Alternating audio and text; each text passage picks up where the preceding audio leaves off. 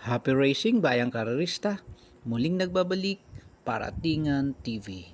Please subscribe my YouTube channel at pindutin lang ang bell button para lagi kang updated sa aking mga giya at gabay. Carry over po ulit tayo sa Pick 6 ngayong Sabado, July 18, 2026. Race 1, isang Class 4, 42 to 56 split category. So dito sa race 1, labanan to ng mga imported. Ang imported dito ay tatlo.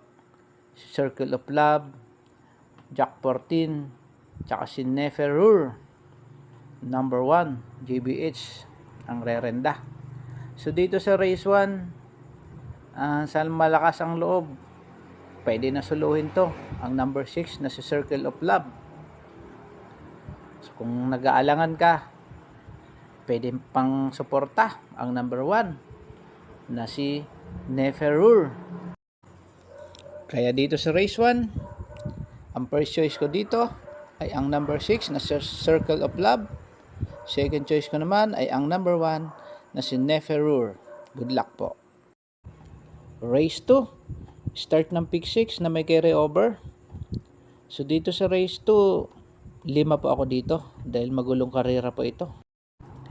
5 po ako dito kasi sa race 1, pwede kong soluhin yung number 6 na si Circle of Love. Sa race 3 naman, solo din po ako doon. So kaya dito sa race 2, ito po yung 5 ko.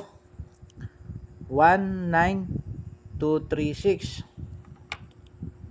1, 9, 2, 3, 6. Shining Angel, G's Favorite, Shadow of Sipokot, Balbatan Island, tsaka si Quiet Thunder. So dito po sa race 2, 5 po. 1, 9, 2, 3, at 6. Good luck po. Race 3, isang class 4, 42 to 56 split category. So ito yung sinasabi ko kanina. Solo po ako dito sa race 3. So bahala na po kayo kung gusto nyo magdagdag. Pero ako dito, susuluhin ko na si Batang Kangkalu, number 3, narerendahan ni JT Public. So again, dito po sa race 3, solo po ulit ako, number 3, Batang Kangkalu. Good luck po. Race 4, isang class 5, 17 to 41 split category mga boss. So dito sa race 4, dalawa lang po ako.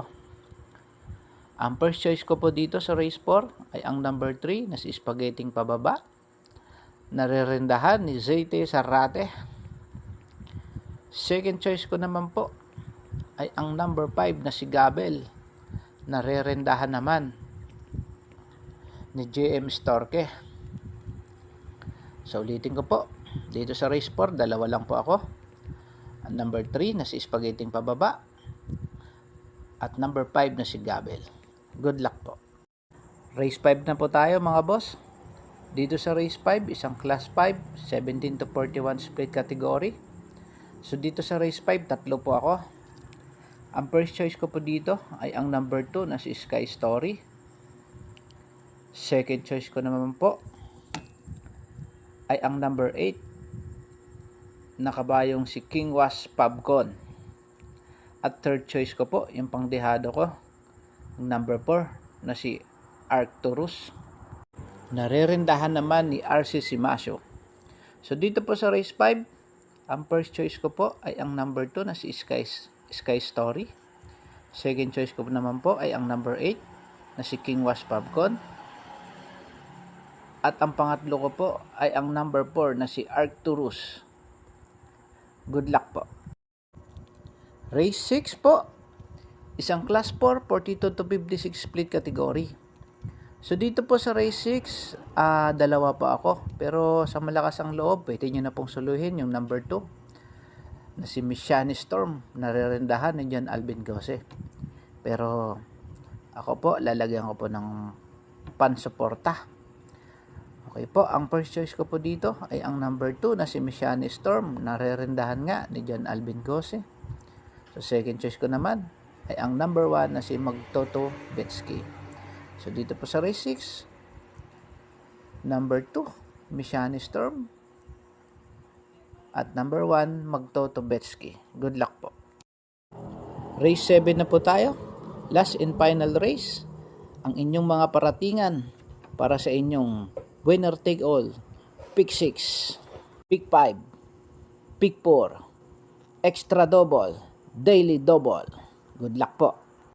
Dito po sa race 7, isang class 4, 42 to 56 split category. So dito po, tatlo po ako rito.